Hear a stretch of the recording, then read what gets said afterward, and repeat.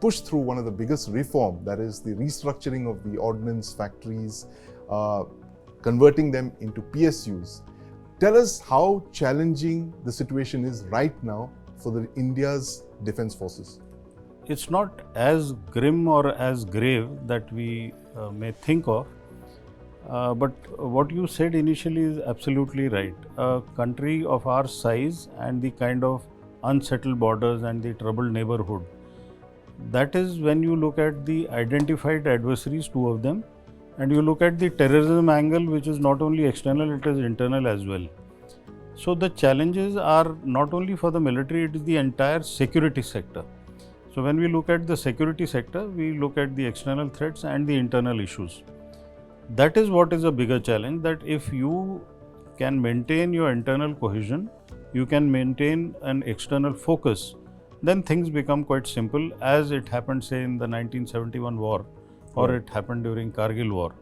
So the way unpredictable situation and collusivity between China and Pakistan is expected, and then you have another front which General Rawat always used to say, the 2.5 front.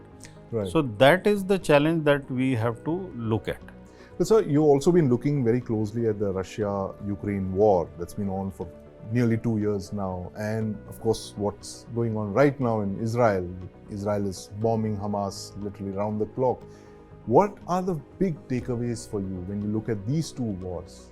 Very different in nature, but essentially a lot of ordnance being dropped on targets.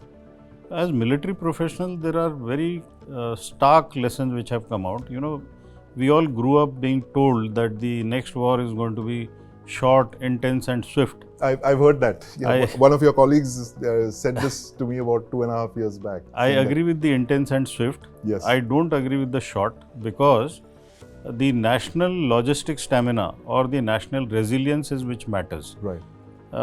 Wars do not start and finish on the borders. Everyone gets roped into that. Right. So what's your logistic stamina? It's not relevant only to the first line of the military. Right. You've got to look at your second line. You've got to look at the kind of production that happens. You see, wherever wars are going on, the defense industry has to keep churning. In fact, I know for sure Israel, they're doing 3 shifts to produce what they need. And in addition to that, they have some strategic partners who are also doing 3 shifts. Yeah. So that is one of the foremost lesson that has come out. One more lesson is related to intelligence. You know, over-reliance only on either human intelligence or technical intelligence is not going to make you successful. Right. So that's one more lesson which we have to look at. The human is really critical. Human intelligence. Human and technical intelligence, a very good synergy of that. And the most important thing is the commanders have to see what is to be used where.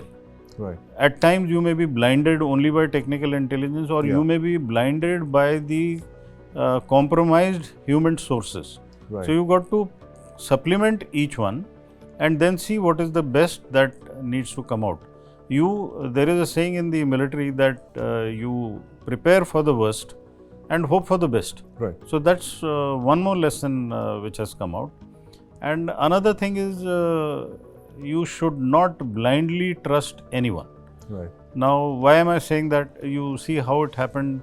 There were so many people from Gaza coming into Israel with the passes as gardeners, as workers in the fields, as drivers, cleaning staff. Yeah.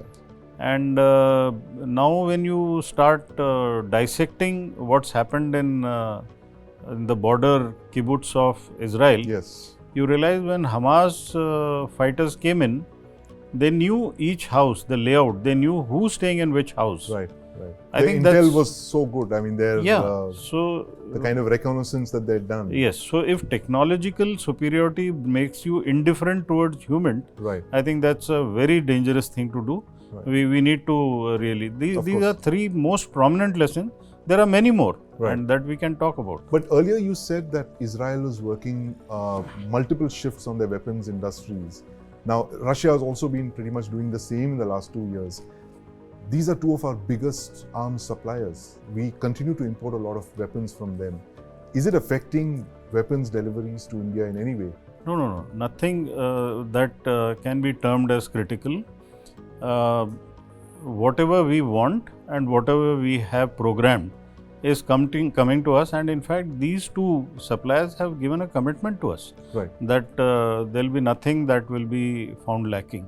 But what you said initially, what is their priority? Obviously their first priority is to look after their own interests. And that's where our reforms come into play. Right. The earlier you get self-reliant, the better it is. Right. And we have been moving quite fast on that. Right. We can be faster than that. Rather, we should be faster than that. Right. News9 Plus. Download now.